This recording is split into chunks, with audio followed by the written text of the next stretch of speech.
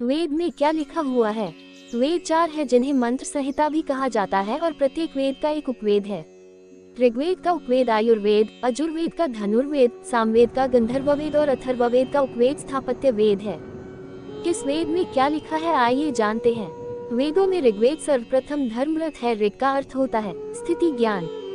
ऋग्वेद में भौगोलिक स्थिति, ज्ञान और देवताओं के आह्वान के बारे में बताया गया है। इस वेद में देवताओं की प्रार्थना, उनकी स्तुतियां के अलावा जल चिकित्सा, वायु चिकित्सा, सौर चिकित्सा, मानव चिकित्सा एवं हवन चिकित्सा के बारे में जानकारी दी गई है। इस वेद में 10 मंडल यानी 10 अध्याय है और 1028 सूक्त है। 10,462 ऋचाएं है यानी मंत्र। इसमें औषधि सूक्त यानी दवाओं का भी विवेचना किया गया है। इसमें औषधियों की संख्या 125 बताई गई है जो 107 स्थानों पर पाई जाती है। इन औषधियों में सोम नामक औषधि का विशेष वर्णन किया गया है। दूसरे नंबर पर है यजुर्वेद। इसमें आत्मरक्षा, राष्ट्र रक्षा एवं शस्त्र संधान आदि विषयों की विवेचना किया गया है। इस वेद में यज्ञ की प्रक्रिया एवं तत्वज्ञान, ब्रह्मांड, आत्मा एवं शरीर के बारे में वर्णन किया गया है। इस भेद की 2 शाखाएं हैं, शुक्ल और कृष्ण। इस वेद का उपवेद धनुर्वेद को पंचम वेद भी कहा जाता है। ये वेद जीवन के विभिन्न कार्यों के बारे में बताता है। तीसरा सामवेद को संगीत विद्या का मूल माना जाता है। इस वेद में संगीत एवं गायन विद्या की व्याख्या की गई है। संगीत के 7 सुर इसी वेद की देन है। वाद्य एवं राग रागिनी इसी वेद की देन है। समवेद को संगीत शास्त्र का मूल माना जाता है। इस वेद में 1875 मंत्र है। इस वेद में सविता, अग्नि और इंद्र सभी ईश्वर वंदना, उपासना, आध्यात्म के बारे में बताया गया है।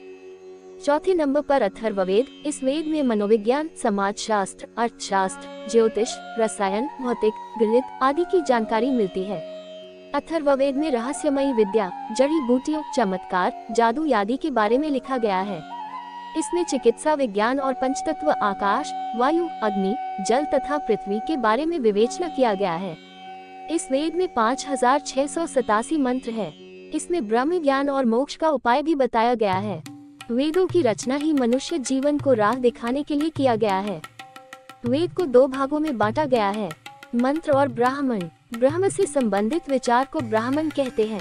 ब्राह्मण 2 शाखाओं में विभाजित है, अरण्यक और उपनिषद। विश्व में कोई नया ज्ञान दे ही नहीं सकता। सब ज्ञान वेदों में अनंत समय पहले से ही लिख दिया गया है। वेदों के आधार पर दुनिया में अन्य धर्मों की उत्पत्ति हुई। वेद भारतीय संस्कृति की नींव है। वेद ज्ञान का महासागर है। इसमें ब्रह्म, देवता, ज्योतिष, गणित, रसायन, औषधि, प्रकृति, इतिहास, भूगोल, धार्मिक नियम, रीति रिवाज आदि से संबंधित ज्ञान का भंडार है।